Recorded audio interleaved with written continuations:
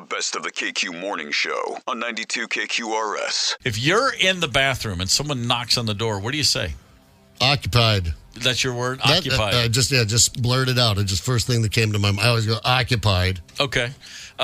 Because and I'm asking because I'm just looking at this. Somebody, was curious. What's the appropriate thing to say? Occupied is number 2. Okay. On the list. The most popular answer was saying simply, someone's in here, as opposed to like naming yourself. I might start doing that.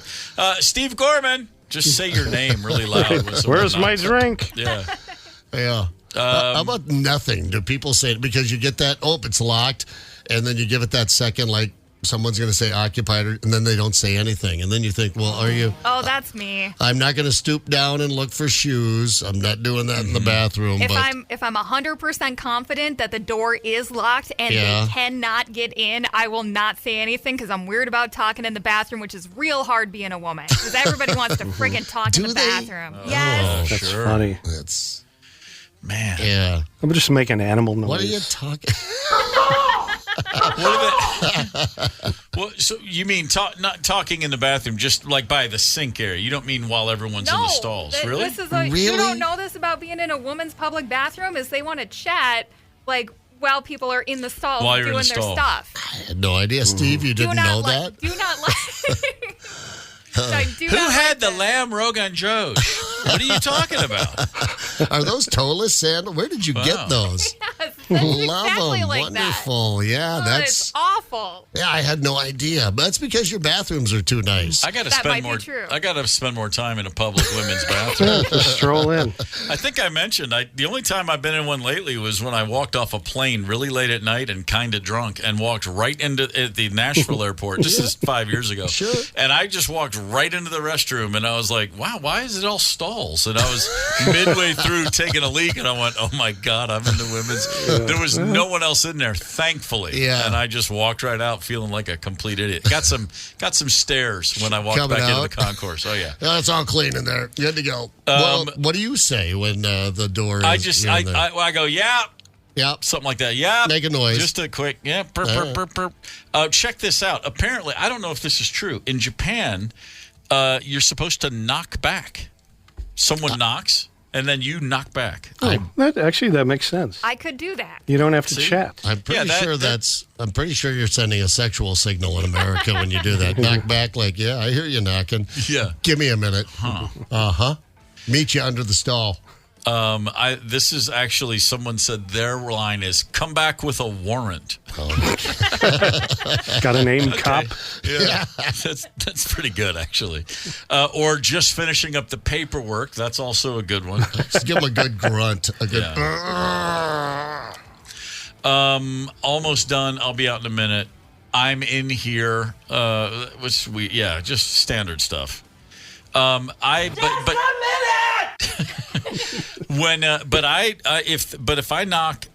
I go to the door and if the person doesn't say anything, I do double check to make sure that it's actually locked. Yeah. I'll think maybe you just got to jiggle it. Maybe it's weird. Now that we're talking about it, I'm self-conscious for the next time I'm approaching a door and it doesn't immediately open. All right, public bathroom etiquette. While we're on the topic, so I got into a little tiff with someone recently about this. You go into the public bathroom there, and you have to do a sitter, and all the stalls are busy except for the handicap stall. Do you use it? If as they say, if you're touching cloth, get in there and take care of business. Yeah, right. If it's an emergency, get it done. It was at an airport only a couple of weeks ago, and I came out, and that was the only one available, and there was no gopher head poking out, however. But I did go. I'm like, all right, I'll go in and use that. And I came out, and a guy who was not handicapped said, that's a handicap stall. And I said, what, they can't wait in lines like we can? Oh, boy. I don't treat handicapped people special. I don't single them out. If I can sit there and wait in a line for a crapper, so can they. Right. And I don't know why I said that, but I was like, well, there isn't one here. I'm just saying. Yeah. I mean, I would have finished it. If there's someone had said, hey, I'm handicapped, I need the stall, I probably would have pinched it off and wait. No, I'm just saying. I was just wondering if other people just do that. You know, I have definitely, now that I'm thinking about it, I have definitely gone into a handicap stall. I mean, Yeah. quickly. I'm not in there. I'm not pulling out a paperback and trying to catch up. I forgot, how did Madame Bovary end? I mean, it's not like I'm going to take extra time, but it's Right. like I'm going to get in there, get her done. Yeah, exactly. Because it is like if there's not someone waiting for it right then, and you got to go, you got to catch the flight, you got to do this, and nature is calling.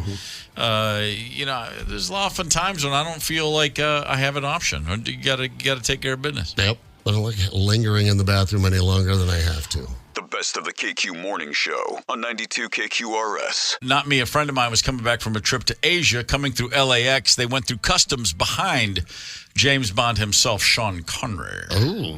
That was on the Facebook page. And then I believe someone else shared that same exact story as a text. Said friend of mine and his family from Cambodia coming through right behind. So that story got around. You see Sean Connery at the airport, you're going to tell people. Oh, hell yeah. That's about as good as that one gets. Did you ever hear the story of Roger Moore when he died a few years ago? A TV producer in England wrote a post about Roger Moore, and it was one of my favorite things I ever read. I'm not going to read the whole thing. I'll just give you the cliff notes. This guy wrote, I was 7 years old in 1983. In the days before first-class lounges, he's at an airport in France, Nice, with his grandfather. And he looks over and he sees Roger Moore at his gate. This is a 7-year-old kid. And he's like, Granddad, that's James Bond. Oh, my God. And he's 7, so he doesn't understand it's an actor. It's like, that's James Bond. And he walks over and he gives him a piece of paper with a pen and says, can you sign this, please? And he writes Roger Moore. And the kid looks at it and he's like, that doesn't say James Bond. And he's just devastated. He's crushed. And so the grandfather walks back over to Roger Moore and says, my grandson, he got your autograph. He says you didn't sign the right name. And so Roger Moore walked over to the kid and he said, I have to say Roger Moore because Blofeld might find out that I was here. He says this to a 7-year-old kid. He says, don't tell anybody you saw James Bond. You have to keep my secret. And the kid says, and the guy writing it says, no, I got it wrong. I'm fine. He goes, I was jangling with delight. I was now working with James Bond. All right. So many years later, he goes on to say, I was a scriptwriter on a recording for a UNICEF project, and Roger Moore was there to shoot a scene for us. Yeah. Completely lovely. In passing, I told him the story. When I was 7, I met you at the Nice airport. He told him the whole story. And he said, well, I don't remember, but I'm sure glad you got to meet James Bond. And they had a nice moment. Sweet. And he says, after filming, he walked past me in the corridor heading out to his car. But as we got level in the hallway, he paused, looked both ways, raised an eyebrow, and said, of course I remember our meeting in Nice, but I didn't say anything in there because those cameramen, any one of them could be working for Blofeld. Very nice. And the guy writes, I was as delighted at 30 as I had been at 7. What a great guy. Oh, cool. That's the best story what ever. A fantastic full circle story that is. I've heard stories that he is the consummate gentleman, always was, and we did interview him a little bit late in his career, and he was it was a slower interview, but he couldn't have been more of a gentleman, more gracious, and if I could talk like anyone, I want to talk like Roger Moore. Sure. Perfect English with that perfect baritone. It's the KQ Morning Show, 92 KQRS. Zep, Tony, and Steve Gorman are the KQ Morning Show, 92 KQRS. Oh, I was just trying to get my facts straight. Unfun. Unfun. Not fun. Not fun, not fun. It's entirely unfun. The KQ Morning Show presents Unfun. Facts. Let's begin, shall we? Shall we? I've got some unfun facts for your Tuesday. How about this? There's an ancient Persian religion, a group of folks called the Zoroastrians. When Zoroastrian passes away, when he slips this mortal coil into the next realm, he is left behind. The body is taken up to the top of a special tower. Not a pyre. Now, you're probably thinking, funeral pyre. They're going to light the tower. No. They put the body atop a tower so that birds of prey can come by and eat the body. That's kicking it old school right there. Bird food. All right. Zoroastrians. I was really thinking there would be a sword and a mask and some swashbuckling, perhaps. No. Yeah. No. That's not how that works. There's a gentleman by the name of H.H. Holmes, which is 3 H's. H.H. Holmes. He is known as America's first serial killer. Yeah. He constructed what he called a, quote, again, his words, murder castle. Fun. It was a hotel that had secret compartments and gas chambers, all so that he could murder unsuspecting visitors during the Chicago World Fair. Yeah, people at that time traveling from all over the place, coming there. There's no real way to track them. And sure, just looking for a cheap place to bed down, like, say, a murder castle. He confessed to 27 murders, although police say there were probably many, many, many more. Now, this is going back to 1893. And if you remember the John Mulaney bit about the old days of solving crime, well, there's a lot of blood here. Clean that up. Like, they didn't know what anything worked with. It was just like let's do a chalk outline of the body so we'll know where the body was. Like, you couldn't solve anything back in the day. No, he got away with it. He was getting away. There's a couple of fantastic documentaries about this HHH dude. Yeah. Holmes, obviously, his last name. If you want to track one down, it's kind of mind-boggling, this murder castle he was able to construct. Fatal familial insomnia is a real thing. It makes it impossible for people who have it to sleep, and they go for months without sleep. Madness. Couldn't happen to this guy. Let me tell you something. If I go 24 hours without sleep, I'm not making this up, I get a sore throat every time. Do you? I will, if I have to stay awake for 24 hours for any reason, then my throat basically stops functioning without pain. My body, ever since I got mono in high school, if I don't get enough sleep, that's the first thing to go. Yeah. I can't have like 2 straight nights with 2 or 3 hours of sleep. No, it doesn't work. Well, we'll need you sleeping then. We need you. We need the voice. Very important. I get a little irritable. Yeah, really? So not sleeping much, huh? Since I met you. Right. As recently as 1999, a lot of medical professionals truly believed, as they had been taught for centuries, that babies didn't feel pain until they were at least a year old. That was literally conventional wisdom forever. The crying is a key. But they always cry. So what's the difference? Oh, yeah, but pinch one sometime. I mean, what in God? What were they doing to the babies before they turned one? Anything they wanted? Anything they wanted. Oh, no, you're just being an overprotective mother. That baby can't feel this. Yeah, punch him in the stomach. Yeah. You'll take it. I mean, what's the medical reasoning behind that? I mean, who came up with that? Nah, babies can't feel pain. I feel like that was just a doctor at a bar made that up. Just old country doctors who were like, I'll take a look at the baby, but first, how about a piece of that pie, Mrs. Johnson? I can't feel anything. Yeah, that baby's fine. No, a blue baby's a healthy baby. It's a little rough, man, I gotta say. How about this? The teeth of a rat. Really, this is the teeth, the jaw strength. Rats can gnaw through substances as hard as lead sheeting or a cinder block. Oh, rats. Well, I mean, rats. They're a thing. You know, our friends over in the Netherlands, the Dutch, now granted, they learned how to live below sea level. They're great with water. And the tulip scene, come on, it's the best in the world. Windmills, the whole thing. But back in the day, 16th and 17th centuries, they were some sadistic bastards. The Dutch had a torture involving rats. They would trap rats in a bottomless cage atop a victim's abdomen. They would lay you on your back. They would put a rat on your stomach and then put a cage over the top of that rat. There was no bottom, so at the top, so the way it was sitting on you is now the top of that cage. They would then place burning coals on a small tray atop the cage, heating the metal from above. The rat would need to get away from the heat. Therefore, it would burrow through the only soft surface they could find, your abdomen. Oh, my God. Okay, so... Well, if you're a baby, you wouldn't feel it. Yeah, you'd be fine, yes. The claws and the teeth would go to work. They would gnaw their way right into the victim's bowels. And yet there were still people that committed crimes. Yes. And today, we're trying to come up with creative ways to create deterrence for crime. Yeah. We've got to make these drinking and driving laws more serious so people don't. Now, look what the hell they were doing. I forget when you said that was. I'm going to guess a few 16th hundred. and 17th centuries. There you go. And people were still committing the damn crimes. Nothing fun about it. Here's the problem with that punishment.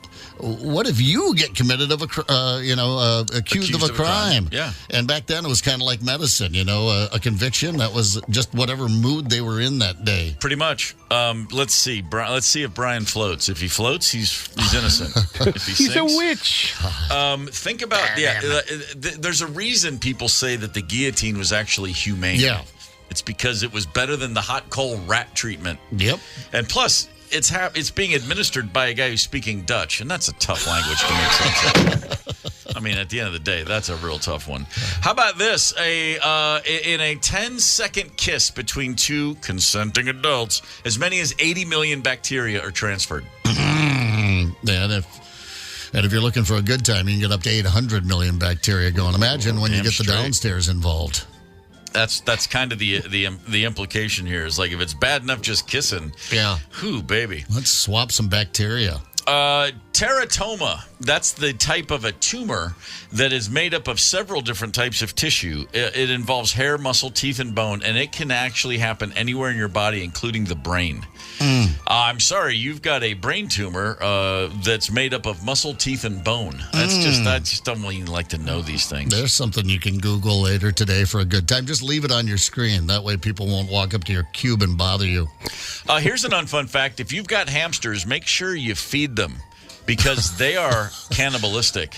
And if you forget to feed your hamsters, that little one is not going to be around long. Well, I'm not saying I would watch something like that for each other. Good time, but they are little bastards. Here's an unfun fact, which honestly, kind of fun. In medieval France, a pig was once dressed in human clothes, tried in a court of law, and sentenced to death for having eaten a child's face.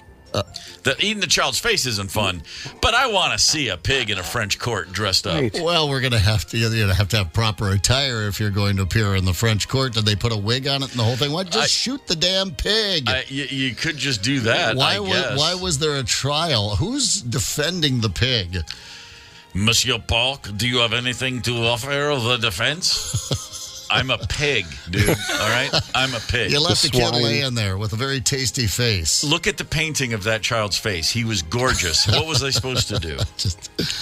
Okay, those kooky Fantastic. French. Did they kill him via guillotine? I'm not really sure. All I got, They might have been innocent. We don't know. Oh, he was. He was sentenced to death, but I'm sure they made a wonderful dinner out of him, if you think about it. Oh, but he's got kid face in his meat, Kid face meat is definitely. It's like That was the weirdest sentence ever. I didn't. Hang on. It's still not right. Hang on. Let me try again. There's a band name in there somewhere.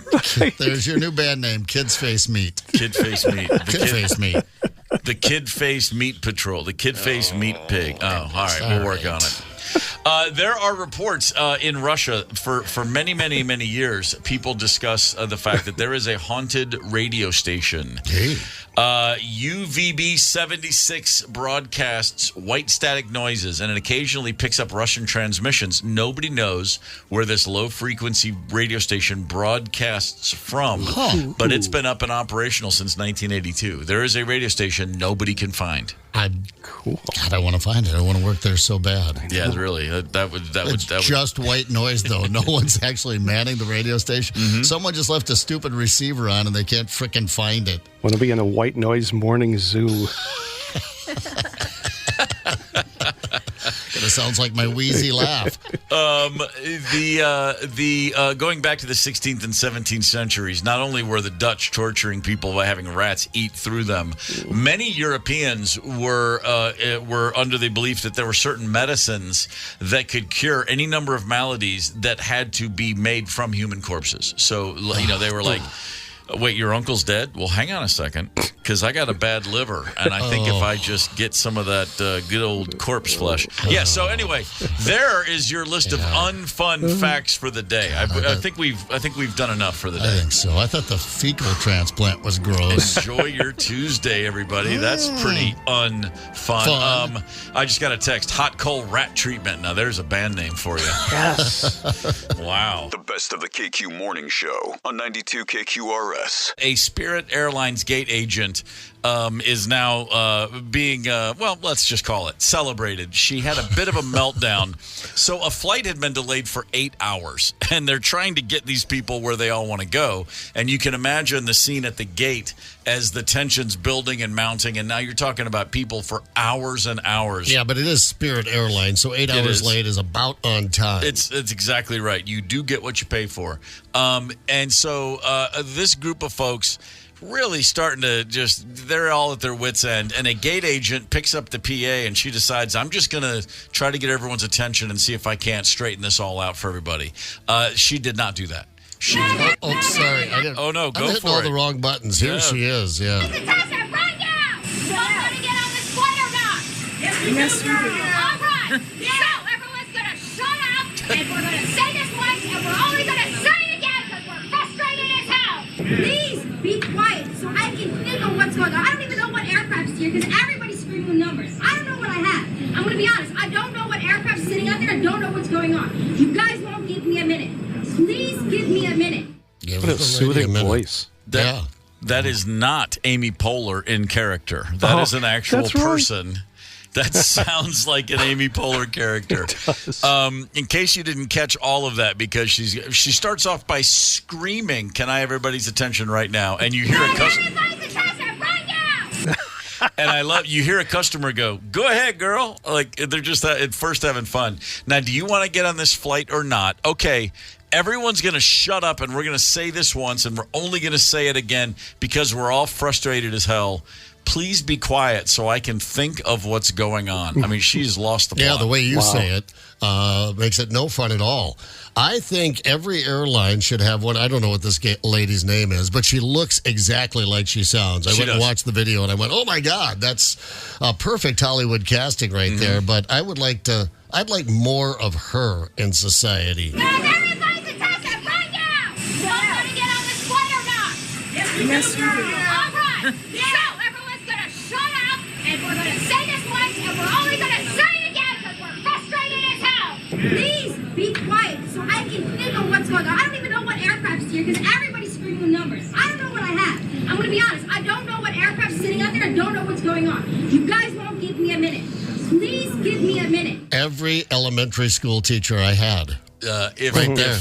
If Southwest is the Greyhound of the air, then Spirit is definitely the Trailways of the air. That's something that sounds like video from a bus station. And having spent a lot of time at bus stations, I know of what I speak. I wish you could just shut your big yapper. I'm not going to fly Spirit Airlines, but she makes me want to consider it.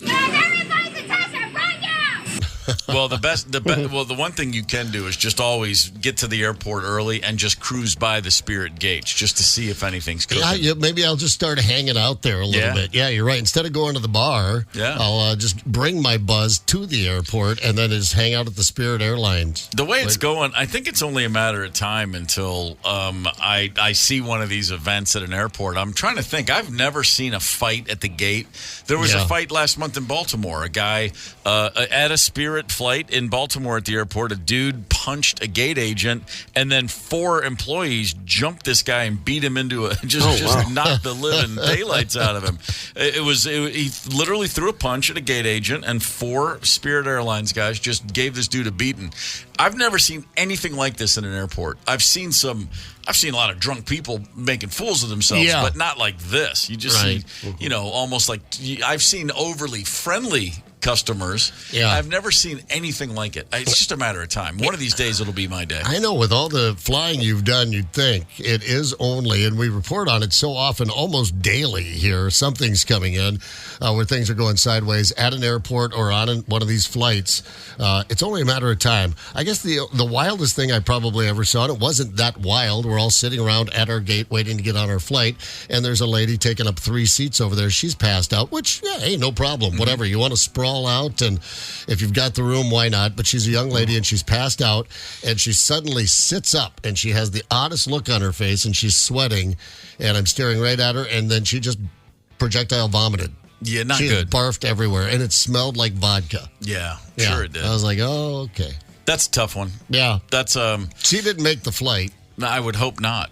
Yeah, the definitely a good sign that this is not your day to travel is when you're covered in your own sick before the plane takes off. Yeah. Just a quick tip for any potential travelers They're out there. a little hard right there. I did see a fight almost erupt on a flight. A fight on a flight. 2 English gentlemen. This was a Atlanta to London, so a long flight, international flight. And shortly after takeoff, the guy sitting in front of me was at the bulkhead, and he took his shoes off and had his feet up on the little bulkhead wall. No. And across the aisle was another these English, two dudes, both English, both middle-aged men. Second guy stands up, comes across, and he looks at him and goes, "Excuse me, sir, put your shoes back on."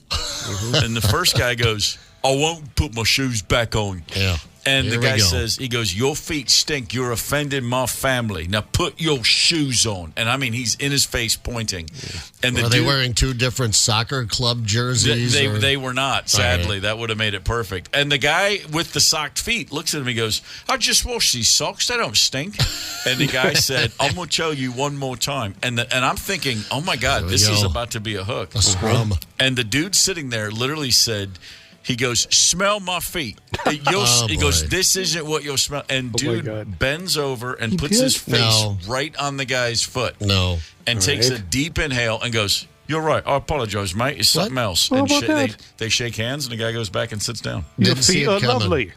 Didn't see that coming. Didn't see it coming at all. It was really, really bizarre. It's the KQ Morning Show, 92 KQRS. Zep, Tony, and Steve Gorman are the KQ Morning Show. 92 KQRS. 14,500 athletes at the Olympic Village in Paris this week as the Summer Olympics kick off. So 14,500 athletes.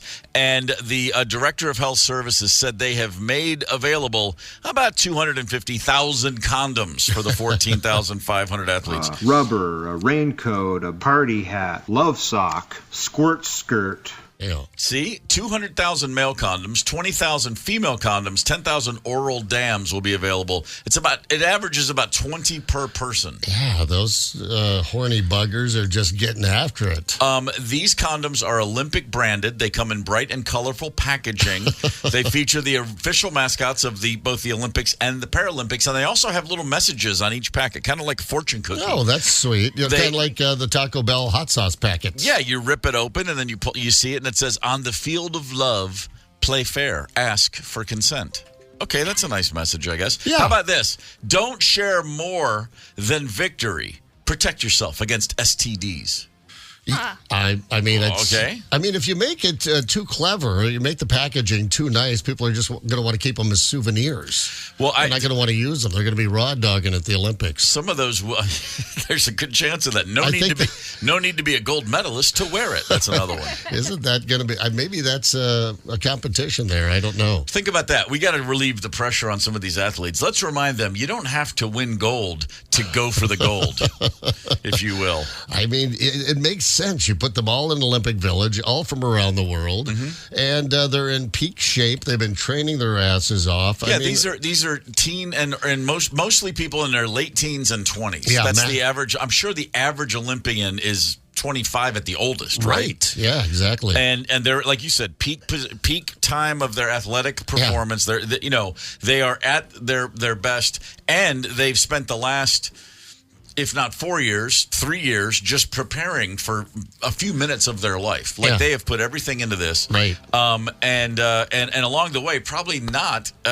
as much sex as other friends from high school their age. Yeah. You know what I mean? They're like, no, sorry, I got to get back in the in that low altitude tank and recover my muscles or whatever the hell they do to keep themselves in shape. And they're going to go compete. They're going to think about this. There are athletes who have spent years and years and years getting ready for something that will last less than a minute. Right. And then at the end of it, when it's over, win, lose, or win, place, or show, or come in 7th, whatever. If you come in 9th at your event, that means you're the 9th best in the world at something. You're still awesome. Yeah. You're like, I'd love to be on the medal stand. I'd love to hear my national anthem. But holy crap, there's 7 billion people on the planet, and I'm better than all but 10. 8 of them. Yeah. Like, I'm going to go get my freak on now. That makes perfect sense to me. And imagine walking into a club, going into a bar somewhere where everybody's just smoking hot. Yeah. In the Olympic Village, everyone is ripped and cut and in perfect shape and just be like by the gods way, and goddesses. That's why the shot put and hammer throw, those guys kill because they're so unique. The weightlifters, the power from lifters, Bulgaria. Those guys that are like the strongest man on earth, but he's got that giant tank on him. It's like, get a look at him. That's different. Right. But in the Olympic Village, I mean, it's at a certain point. Does anyone? I mean, I imagine, because they're basically dormitories. It looks like the Olympic Villages inside looks like a college dorm. Yeah. And in fact, in Atlanta, the Olympic Village from '96 is now college dormitories. They built them to then be converted immediately. I just imagine nobody being clothed walking around the hallways. Everyone is on display. Right. If you had a bod like that, wouldn't you just be nude all the time? Yeah, like of course. Frickin' Roman painting, wouldn't it be? Yeah. Dionysus. Or was that Greek, I guess? Give me a rubber band and some peanut shells, and that's all I need. And let me just wrap myself up. There's a conflict here, though. So they're just dishing big bowls, candy dishes of condoms everywhere. Yeah. But remember, they're going with the sexless beds. They came up with those like they did during the Tokyo. Anti-sex beds. Anti-sex beds. Potato, tomato. But you're right. It's the anti-sex beds where they're brittle, basically matchstick beds where if they get a little too rompy, these things just don't hold up. But they're going to be having a lot of sex, so I don't understand why you do that. But apparently that's false advertising. The Olympic Committee said they were doing that, but several athletes have posted videos in the Olympic Village where they're proving that not to be the case. Reese McClanahan is an Irish gymnast. That's two words I've never said in the same sentence. Irish gymnast. I just imagine if he's running down and going to do a vault, or if he's on the pommel horse, he's just like pink moons, yellow clovers. I mean, it's like a little elfin little limerick guy going. I see a little rainbow, sparkly rainbow come out of his butt. I call this move the little leaping leprechaun. Reese McClanahan posted a video. Listen to this. This is him in his room on his bed. I'm at the Paris Olympic Games and they once again have these cardboard anti-sex beds. When I tested them last time, they withstood my testing. Maybe I wasn't rigorous enough though. Nope. All right. Jumping up and down on it. Jeez. Nope, they passed the test. It's fake. Fake news. All right. Well, it's fake news. He's an Irish gymnast. He probably weighs 85 pounds. But yeah, so he gets up on the bed and he's doing the old kid romp up there, just jumping up and down on the bed as hard as he can. And he doesn't break it. Well, it is like to your. I was going to say, two gymnasts hook up. Does the bed even know? I mean, you got a combined body weight of 148 pounds for two of them. Right. Listen. I've slept with countless gymnasts in my life. And I'm sorry. I've never slept with a gymnast ever. Hoops and ropes everywhere. That's exactly Gymnastic. it. I tell you what, man. When you get the what's the gymnastics where they have the ribbons and the ball? What's that called? That's silliness, right? But it's whatever it is. What's that? I don't know. That's the one. I think it's rhythm gymnastics. Rhythm gymnastics. Yeah, it's a whole new version of the rhythm method. I can assure you of that. The best of the KQ Morning Show on 92 KQRS. What's the dumbest thing you ever did, and did you ever do it twice in the same day? Just curious, because a 43-year-old gentleman was just popped. Okay, it wasn't the same day, but it was within the same week. He flew into Seattle-Tacoma International Airport. Okay? That's the Seattle International Airport. He flew in from the Netherlands. Security found in his bags 12 pounds of ketamine in both liquid and powdered form, 2 pounds of codeine, and 3 ounces of GHB. That's just a whole lot of mind-bending drugs. Yeah, wow. That's Hunter S. Thompson headed across the desert to Vegas. Yeah. He was arrested, as you might imagine, posted bail, and then went right back to the same airport because he had a ticket to London. And security stopped him before the plane took off because his checked bag had more than 1/2 pound of ketamine. Well, yeah, they took all of his other drugs. What's so he supposed this to do? is a new stash of drugs. Something tells me this is not his first time muling drugs around the world. Oh, but he's on a little bad bit of bad luck run, as they say. Yeah, so arrested twice at the same airport, both times for smuggling drugs in the same week. I wouldn't have tried it at the same airport, man. I got to be honest. I think I would just given it just a little bit of a break, Just, all right, let me get safely back to wherever his origin is. I don't know where that might be. Sounds like he's kind of jet-setting some drugs around the planet. But I mean, he made it out of the Netherlands to Seattle, so I guess...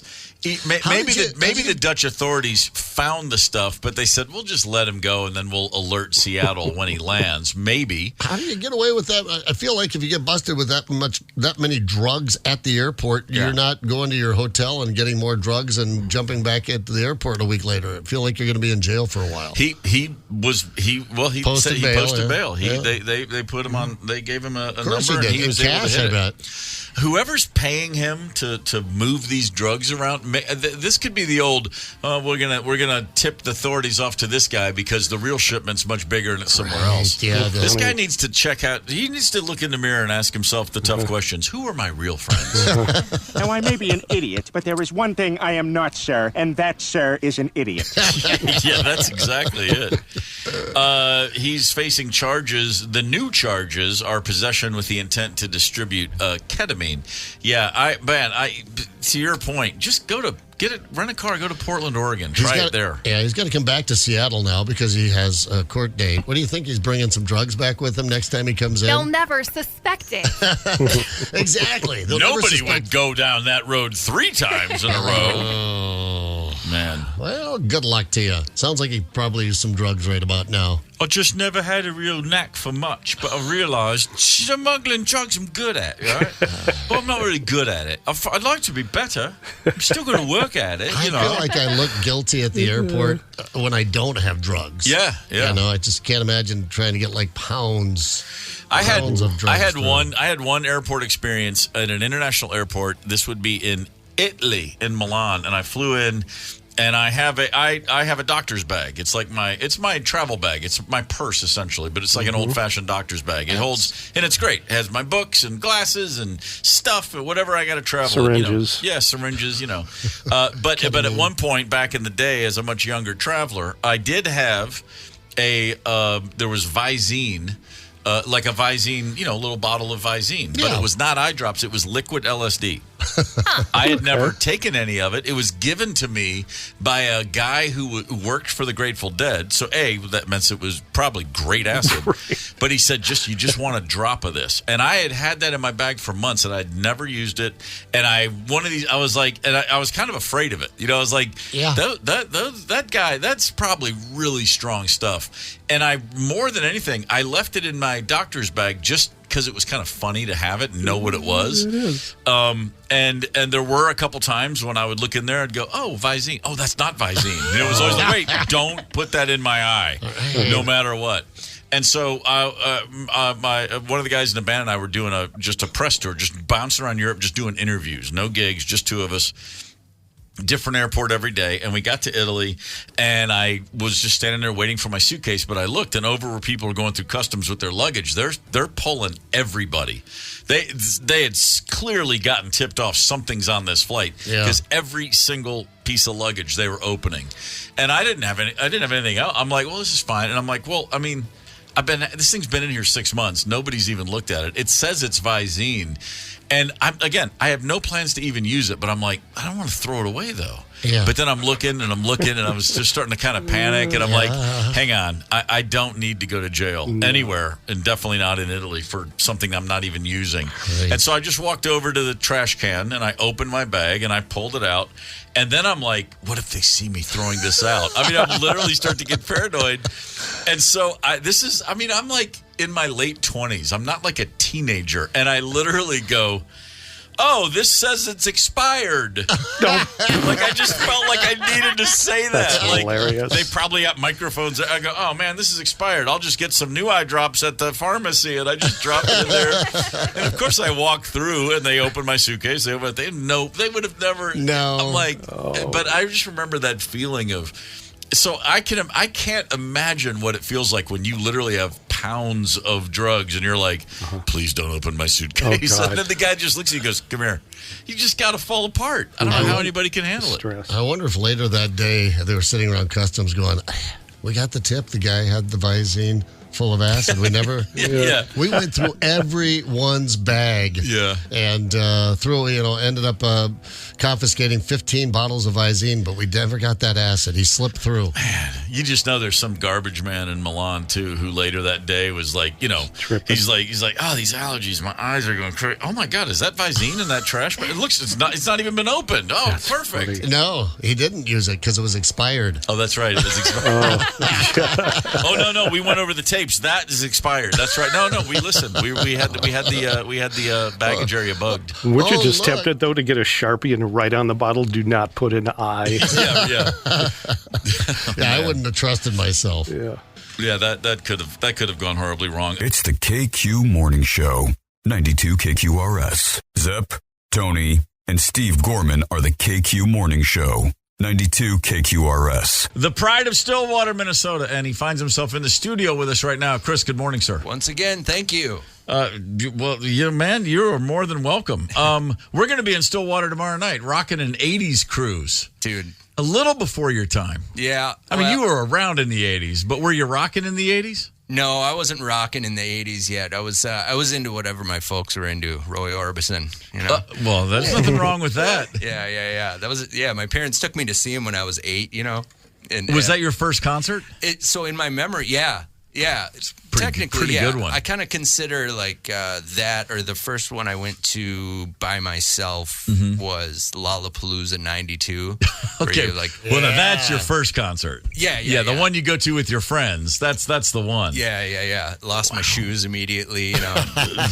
Man, losing the shoes is a strong. I remember it was a beautiful day at Harriet Island, and wasn't that the Pearl Jam? Chili Peppers Ministry was there. Yeah, we had a 2-a-day football practices, and they said we could skip the second one, and it was like heaven. I just ran there. I missed I forget who the first band was, but I missed him anyway. And then Pearl Jam. I had no idea that the crowd was just going to surge, and shoes were gone. Scared, and went home with just mud-caked feet. I mean, if memory serves, Pearl Jam was like just another band from Seattle, and then that tour happened in '92, and then it was like Pearl Jam. Yeah. Like that's when it blew up. It was awesome, and Ice Cube and Jesus and Mary Chain was there. I think they were the first band that I missed. Wow. And then Ministry. Yes. Ministry was amazing, and Red Hot Chili Peppers. Who else? Soundgarden. God, yes. What a lineup! Jeez. Man, that is pretty strong. Yeah. But then, and so you start with Roy Orbison, then you get some Lollapalooza going. Yeah. Everything comes back full circle. You're a big country music fan. Yeah. I mean, you have a son named Waylon. That's all I needed to hear. Right. It was. I didn't. He's more like a Waylon Smithers, like a little more chill. But the namesake. I mean, there's one Waylon. Come on. It's just a cool name. It is a cool name. Yeah. And of course you got the possibility of a WAILIN apostrophe spelling. You can do a lot of things with Waylon. Yes, it sounds like he's Waylon. Exactly. But your album Country Music Legend that came out a few years ago, is this? Do you play country music? Have you ever been a country music musician? I play country music in my room quite a bit. Yeah, actually, it was. I play, and it was kind of so. The way it started was you go out of town and you'll get some. In the U.S., there's like they have the youngest comedian being the MC, and so they go, "How can I introduce you?" And then you give them all your credits, and they forget everything every time. Right. And so I just started saying, "Just say country music legend," and they can't. Nice. They don't even usually remember those 3 words. Of course. And so once I started doing that, I was like, "Well, I should probably play a song or something." Oh, so that's pretty good. I said a couple songs and whatever, and then what kicked it was I was playing. I had like 2 songs that would work as like a comedy thing, and I have a friend who his wife makes clothes for horse shows, and she saw me playing in shorts, and she was like, "What are you doing? You look like an idiot." Clothes for horse shows. Yeah, like rodeos and stuff. Oh, okay. Yeah, I've never been to one. They must probably get my yeah. I can probably get beat up for saying horse shows, but so she made me a suit with my name on it.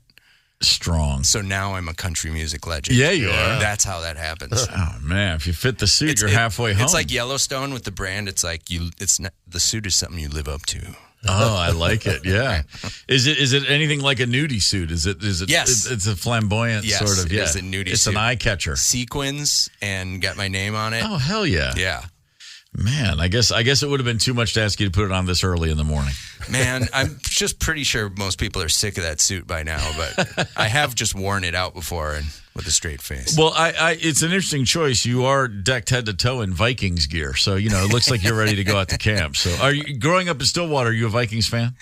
Yeah, more in like a mythical sense, though. For your own protection. I don't have the brain to for stats or anything. Oh, but sure, I knew Joey Browner would show up and save me if I ever got in trouble. But that's who you're cheering for. Yeah, absolutely. Yeah, okay. Yeah. All right, fair Come enough. on. Who else am I going to cheer for? The Packers. No, come on, please. We only have one life to live. That's exactly right. You don't want to. You got to keep it on this side of the river, brother. We're on a rock going around the sun. We don't have time to be Packer fans. Chris Maddock is at Laugh Camp tomorrow and Saturday night at 8 p.m. both nights. Camp-bar.net. Just Google Laugh Camp. You'll find it. And you can pick up tickets if you want to go see Chris Maddock. So growing up in Stillwater, okay, you got Roy Orbison's the first concert. Then you saw Lollapalooza. Did you play sports? Was that a part of your life too as a kid? Yeah, I did. And then I did like the real stereotypical thing where you experiment with, my kid's in the studio. So anyway, quit my senior year to play in a band. Attaboy. And we won the Battle of the Bands. And of course the coach was not impressed with that. Not at all. No. But I was like, I achieved, man. Yeah, hell yeah, you did. What was that band? What was that vibe? We were. This is kind of embarrassing. I didn't realize it at the time. We covered Tool, and we called ourselves Fuel. It dawned on me in my 20s. I was like, oh yeah. Okay. Whoops. Yeah. But that anyway, happens. we were winners. But Winning. You won. But we tuned down and we sounded awesome. Yeah, right. Again, half the battle. Yeah. You tune down and then someone's, you have to, you can always say that's what it's supposed to sound like, whether it is or not. For early days playing music in bands, there's just a handful of things. The first one is, of course, just if it's going really poorly, just turn up. Yeah. Just. And if you screw up, do it twice. I've been doing that one from day one. Trust me. It's like, you think that Phil was out of time? Wait till I do it again. Yeah. Oh, he meant to do that. Damn straight meant to do that. So you're at Laugh Camp. You've been doing this for a long time. How long? By the way, and I always mention this because it's always appropriate and it's always applicable, I guess is the word really more. There's such a Venn diagram in the brains of funny people and musicians, comedians and musicians. There's a lot of crossover. Yeah. I know a lot of comedians who started on a guitar, and I know a lot of musicians who think they're really funny. Yeah. You know what I mean? And so I just think there's part of that creative brain. There's just something about those two realms where there's a lot of crossover. So when you were playing in a high school band, were you already thinking about comedy, or were you even thinking about either of those things being something you might do for real one day? No, I never thought about doing comedy, but I did when I was in bands. I started. I didn't realize I was kind of doing bits. Yeah. I would bring up. I had a flyer for. I had a flyer for like a self-defense class, And then I had one for like the other side, like for the attacker. I was like, if these people are taking self-defense, that's great. I'm going to teach you how to, then offense. And I like it. So I realized in retrospect that's what I was doing. But yeah. And then what did I don't know. It's like there's some need for approval or something, but it's also like you don't have to split the money when you're a comic. Man, isn't that the truth? Yeah. The big. I mean, the simplest way to to keep a band together, and this is the guys in REM will tell you, and you too for that matter. Two bands who from day one said, okay, all money goes four ways. Like no matter what the source of income is, we split it equally. Man. Even if you write the song, we're all going to share it, and they all agreed. And literally, those guys are like, that's the only thing you got to do, and then you can go forever. But every other band on the planet, it's like at some point, even like Ringo and George Harrison, billionaires, but at some point they were like, man, you guys have a lot more money than we do. It just gets a little weird. Crippling egos. Yeah, that's what it is. It can really, it's VH1. But it's like a basketball team. It's like, some people are there to rebound, and that's fine as long as the guy shooting all the goal, it's the guy that scores the points. Yeah. You can score all the points, but you have to respect the rebounder. Is it always the drummer and the bass player that have that four-way idea? No. It's funny. I wish I'd had that idea. I was just thinking. It didn't occur to me because when our band got together, I was like, I don't want to write songs. No, man, I didn't even know how to play drums yet. I was like, I was faking it. Trust me. I was like, well, if I have to bring ideas for songs, then they'll figure out real quick. Like I can't even drum either. Like at least I'm good with moving gear while I figure out what I'm doing. Oh yeah, hustle that works. No, it honestly never occurred to me that we would actually go I was just avoiding college. That was really what it came down to. That's what we're all doing, avoiding day work. That's it. And but band's more fun, definitely. In the early days. I think maybe the comic is like the most depressed member of the band, and he just is like, I'm gonna go up here, you guys go ahead and go home to your family. I'm gonna go it alone. I'm the lone wolf of this outfit. I need more applause. So how has fatherhood impacted your comedic sensibility, your view of the world in a way that comes out on stage? Well, I don't think I could have progressed as a human without a little responsibility. So, there's something. Yeah. I hear you. So it's like I think I used to work blue a little more, and now that sort of just naturally fell away. Right. And I don't know. It's I think I still would have been like an 18-year-old.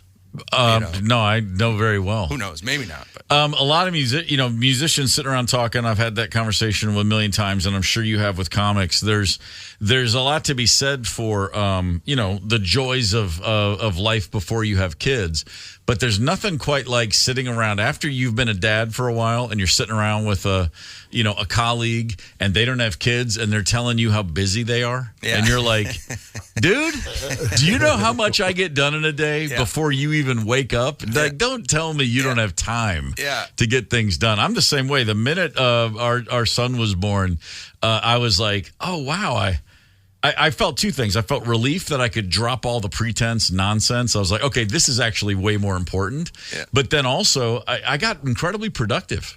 Yeah. Like, there's no more procrastination involved. No, I can get up in the morning now. Yeah. I know you can, but... Put a list together and knock it out. I used to sleep till noon. And then, salad days. Yeah, that was It was about 13 months into fatherhood where you're like, I can't do this anymore. Nah. You just have to wake up. You got to get up. You got to get proactive. Yeah. When you start realizing like the key is to wake up way before the baby, then the game's over. Here's what you're a pro. You're an adult. I don't get excited about the same stuff anymore, but I get really excited when it's bedtime. That's it. I did it. I get to be done. Mm-hmm. Yeah. I'm gonna go lay down and I go to sleep instantly. Oh heck yeah! Those are. It's like I used to try to go to sleep. It's like rites of passage. Yeah. When you can just lay down and go. You've done your job. Chris Maddock is at Laugh Camp tomorrow night and Saturday night, 8 p.m. Both nights. You traveling much these days? You keeping it regional? What's the schedule looking like? Yeah, I was out in Denver, and that place is great. And I'll be in Minneapolis, so that's not traveling. That's not even what you asked. That's living. Well, no, I'm just thinking because we had a few years there where nobody went anywhere. Yeah, I'm still building back up from that. Yeah, you know? no, I'm sure. It's like a muscle, and I definitely stopped doing it altogether and was just doing stuff at home, podcasting and stuff. Right. And that was like when I came back to try to do it in like 2021, it was like, oh, this is hard again. Yeah. And then I had to go to therapy and ask the guy what I should do. Yeah. I said, what do I do? He's like, what? What do you... And I was like, do I like this anymore? He's like, well, let's figure that out. And it turns out I do. Good. Yeah. Those are good questions to ask. Yeah. Yeah. And you obviously asked him to the right guy. He was apparently fairly helpful with that. Kurt, man. Kurt. Kurt's the man. He probably knows martial arts. He's the coolest. I bet he does. Yeah, you don't want to go on the offense with Kurt. Kurt, the therapist, he holds his, the two fingers in front of your mouth like that. Oh, yeah? For real? Does that? Yeah, he does that. And he knows all. Yeah. I lucked out. When I probably 10 years ago now, first time I ever went to therapy, and I really enjoyed it. And even just calling and booking the first appointment made me feel great. Yeah. I was like, that alone, I was like, okay, I'm going to actually face some stuff. I got to work through some things. And I remember very clearly, fifth or sixth time with this guy, and it was wonderful. But I was telling a couple things came up, and I was giving him a story about something that had happened, and it's a story I'd told many times, and usually for laughs. Yeah. And his eyes were like almost tearing up, and the look on his face was, this is the worst thing I've ever heard. When you tried to tell him a funny story. Yeah, and then that's when I recognized, like, oh wait, This is horrible. Like, oh my God, why have I been laughing about this all my life? And it was there's a few of those moments along the way when you're like, oh, we're actually going to go into this now. Crap. I did the same thing where I'm like, I'm telling him this funny story and he's going, yeah. Yeah, you think that's funny. I think that's because of your relationship with your mother. Dang it! Yeah, right. And right. I, did the same thing, and after a few visits, it comes back to Dad, and I'm like, really? I thought I'd have something unique, or uncover something, just a super, I don't know, odd or original that happened to me, but just parents, Dad, got it. Yeah, I was, after one of those sessions, it was funny. I picked up like a 10-year-old New Yorker magazine, and I just turned to an interview with Steve Van Zandt from Bruce Springsteen's band, and there was this quote, and I just turned right to it, and he says, rock and roll music is essentially a bunch of boys screaming, Dad, pay attention to me. And I just shut the magazine. It was like, it's too much for one day. I can't take it. It is, and my parents loved me. Yeah. That's the thing. Yeah. Like, no, I mean, we can't help it. I'm just like going to go out here right now and say, son, let's go screw you up some more. Let's go. Yeah. Son, I think this would be a great day for you to watch me get drunk. Hey, at least you planned it. At least it didn't happen by chance. He's a teenager. He's ready. Yeah. Why not? No need to wait. This is what's happening. Chris Maddock, you are at Laugh Camp tonight. I'm sorry, not tonight. Tomorrow night, Friday and Saturday in St. Paul. 2 shows, 8 p.m. You are welcome anytime, brother. Thanks for coming in. The best of the KQ Morning Show on 92 KQRS. We reported very important information a few weeks ago about a woman in southern India who had been caught. She was an airline employee, a flight attendant, and she was caught smuggling gold. In fact, it was almost an entire kilogram of gold, and she had inserted it. Let me see if I get this right. That's right, in her rectum. Don't say like that. Yeah. I mean, yeah. She and her supervisor were busted. It was the two of them cooked this up. I mean, I get a Juicy Lucy in me, and I feel full. Yeah. It's just hard. You're constantly clenching. Rectum damn near killed him. What about that conversation? No, I think you're going to be the one to carry this. Yeah. Okay, sure. Where do you want me to put it? I tell you what. Why don't I just show you? I don't even know how that happens. A I whole don't get it. kilo? Can we split it up? In here. Yeah. And so, but this is this is just another day for people who do security at airports all around the world. On a list of most bizarre things people have tried to smuggle, either the item itself or how they tried to do it. In Bangkok, Thailand, a man was pulled over. He had a bunch of stuffed animals, like little plush toys, in a bag, and he put it through the X-ray machine, and somebody had a little suspicion, unzipped it, and it's just a bunch of stuffed animals, like a dozen of them. But one actually had some warmth. It was a drugged, sound asleep, actual tiger cub amidst other stuffed little animals. That's pretty smart.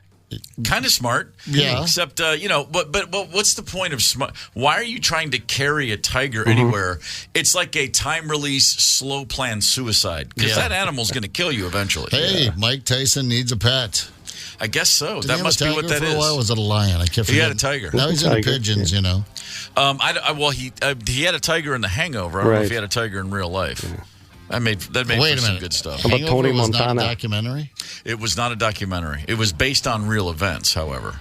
How about this? A gentleman in China was, with this just last year, was attempting to smuggle through a turtle, a rare type of small turtle. He had it in his takeout container wrapper in a bun as if it were a burger. He literally took a turtle, put the bun around it, stuck it in like imagine like a little quarter pounder box. Yeah. Stuck it in there. You got to like the idea, though. You got to love the thinking on that. Yeah, that's sure. No one's going to notice. There's My a guy that's not burger's moving. Right. There's a guy that's not a drinker at an airport. See, I would get drunk and then go, "Oh my God, did I eat that burger? Oh, that was the turtle." That was the turtle. I thought it was a little crunchy. An Australian woman detained after landing in Singapore. She had 15 plastic bags of live tropical fish. She wore a custom-made apron. The fish bags were underneath her skirt. The people at customs are like, "What's all these flipping sounds around your waist?" She's just got a bunch of fish flopping around underneath her skirt. All right. I mean, I for a good time. You got to be high when you think that makes sense, right? You always hear stories about people who they're jonesing for whatever their addiction, and they're digging holes in the backyard. I think I buried some cocaine there, didn't I? You know, like that suddenly makes sense to you. Sewing fish into your skirt, you got to already be high. When that makes sense, you got to be whacked on something. And what's the market there? I know tropical fish, they get a lot of money, right? At a pet store. I guess. At a specialty store. I but guess. That's not where you're selling it. You're selling it on the streets, on the internet. So it's a bargain deal. All right, whatever, I guess. I just imagine you're in the big city and you turn left and you see an alley and there's a guy standing there going, "Yo, man, fish. Yo, man, I got fish. Tropical fish. Opens up his blazer. Right. There was in Tucson International Airport in Arizona, a woman had a pound of methamphetamine wrapped in a tortilla so that it looked like a burrito. She didn't think to put any other burrito type items in it, though. It's like, sister, the refried beans, the cheese, some that's less meth, though, man. Anything that's going to have a different scent, because the drug dogs, they were all over her. A pound of meth. Burritos. Not a good one. How about this? A Norwegian man detained. He had 14 live royal pythons and 10 albino leopard geckos placed under his clothing, held in place by socks and cans. Hey. But that's not what tipped him off. They found a tarantula in his luggage that he had checked, and then checked him out, and on his person he had all those other animals. That means a lot of them are getting through because they always catch like less than 1% of whatever gets through. That's exactly the point. Like, how many animals are? I mean, how many animals have you sat next to on a plane you had no idea were there? I don't know. I mean, I felt like I was the animal on the plane, but maybe not. Yeah, maybe there was some exotic. This is that an albino leopard gecko, or are you just glad to see me? That's called our next pandemic. I guess so. A South Korean woman was attempting to smuggle. This one's even hard. Boy, boy. She was asked to drink or discard her water bottle during a routine security check. They're like, ma'am, you got to get rid of that water. Yeah. She sipped the water, but then she didn't swallow it, and she was she was uncomfortable with her water bottle. Security got suspicious. They said, ma'am, you need to spit that liquid out. She spat out several dozen tadpoles she had in her mouth. What is She that? was thinking she could get all the way through the tadpoles live. Not in a plastic bag in her mouth, loose in her mouth. All right. The meth I get some of these things. But again, the tadpoles are going to grow into a frog that you're going to sell. Not that rare. I mean, right, exactly. I'll find you a frog. Hell, it's been raining so much they're, swimming down the ditches now. But maybe it was one of those acid frogs or something. I don't know. I guess it could have been. With a few more. You know what? Here's a good one. New Delhi, India. Airport detained a man. He was trying to smuggle a small nocturnal primate called a slender loris between his underpants and his thigh. Right there in the front office. That's a fetish. I've got a monkey in my pants right now, but I'm not crossing state or international lines, so it's fine. If I leave my home and come to KQ with a monkey in my pants, totally fine. Right, yes. And whatever disease your monkey has stays in your pants. Just don't try to, cross international borders with that. A widow and her stepdaughter, check this out, attempted to transport a dead elderly man from Liverpool to Berlin by pretending he was just asleep. Sure, my weekend at Bernie's. Had him in the wheelchair. They were literally trying to do this. They wanted to avoid the cost of transporting a body for a funeral in Germany. Right, okay. This is difficult. 651-989-ROCK is the KQ Talk and text line. Tony, who's on the horn? Barry from South Carolina is an interesting find from TSA. Barry, good morning, sir. Good morning, sir. How the heck are you? I'm good. What do you got for us, brother? Well, so I do installation of heavy medical equipment, and sometimes I do some stuff for subcontract work for the TSA. Mm-hmm. And when I started doing that, I got on TSA's Instagram account, which is fabulous, by the way. And there was a gentleman down in Fort Lauderdale that thought it'd be a good idea. And again, even the first part of this, I'm just like, okay, what is he thinking? He decided it'd be a good idea to pack a uncooked whole chicken in his carry-on, which is weird. Yeah, that's weird. That's weird. Uncooked chicken. But he thought in his infinite wisdom that it'd be a good idea to try and sneak a handgun instead of chicken. Oh, okay. That's you got your turducken, you have your gunkin. Exactly. That's a lot of grease on those chickens, man. You're going to be dropping that gun all the time. Yeah, it's ridiculous. But anyway, thanks for taking my call. Have a great day, guys. Yeah, thank you. That's ridiculous. You know what you can't x-ray through? An uncooked chicken. They'll never see that gun in there. I feel like it's... Oh, is that where I left that gun? It's important that I bring this gun with me. Hang on. Anybody got a chicken? Yeah. No, don't bother cooking it. I'm in a hurry. I'm running a little late. Yeah. That'll do. Just raw like that. No, that's fine. I mean, it's now right, exactly. Here's what happens. You shoot the gun, and then you end up licking your finger, and you've got botulism right there. The TSA Instagram account he referenced, I have seen it, and it is hilarious. It's just, and there's never a shortage of people just thinking they can get away with whatever. And especially the gun thing. It's amazing how many people...